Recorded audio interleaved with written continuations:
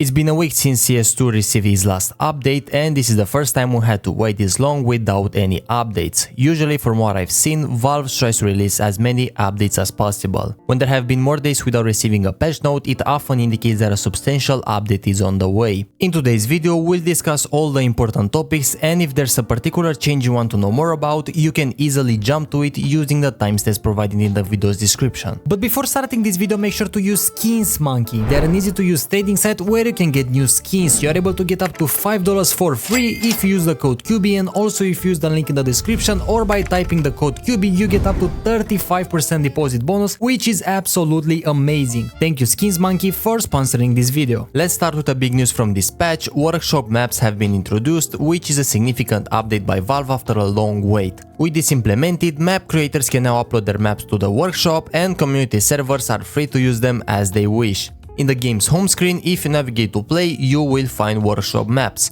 On the lower left side there's a button called Visit Workshop, and by clicking this it will open your in-game Steam overlay, allowing you to add any custom map to CS2. The most exciting part is that we can now access maps that weren't officially playable but are an essential part of Counter-Strike history. For example, maps like Cobblestone, which is anticipated to get a rework, and classics like Train, alongside Surf and B-Hop maps for those of you who love playing these game modes. The rest of the workshop update includes various changes and improvements for creators, particularly regarding stickers and weapon skins. Additionally, there are updates to all the tools used in the workshop. Moving further, let's see what changes they brought to gameplay. We've got a bunch of fixes and tweaks on this list, and there's one that I noticed right away. It deals with a problem that's been bugging players since the limited test first dropped, and I'm very happy to see that they finally addressed this issue. In first person, dead players will now see their own ragdoll at the server's authoritative lag compensated position of their demise. It might sound a bit complicated, but in essence it addresses the bug that causes players to get killed behind the wall after they strafe back.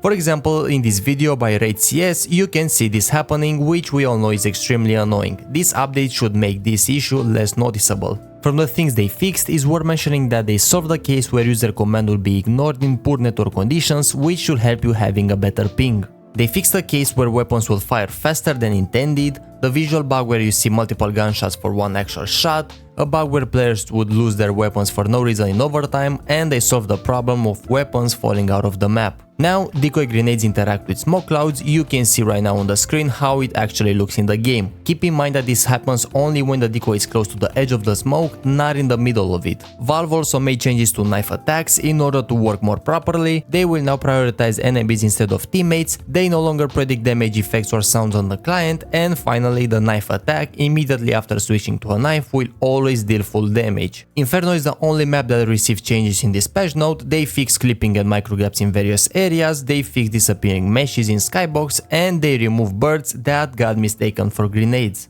On the server side of the update, servers will have 48 to 72 hours before they self-shut down. They fixed a bug showing 100% packet loss immediately after connection, and they solved the problem where scoreboard ping could get stuck at a value lower than the real ping. There are also small things included in this update, such as how many wins you need for competitive, the smoke grenade canister changed to a chrome material, they improved rendering of stickers, various hot bugs and skins got fixed, boost player contrast no longer applies to dead players, and finally they adjusted the microphone voice threshold value, which should prevent you from toxic players that scream on their mic. As a conclusion, I have to say that this update is extremely good, and in my opinion the best part is that we finally have workshop added, because now we can use maps such as aim training maps in order to improve exactly like we did in CSGO.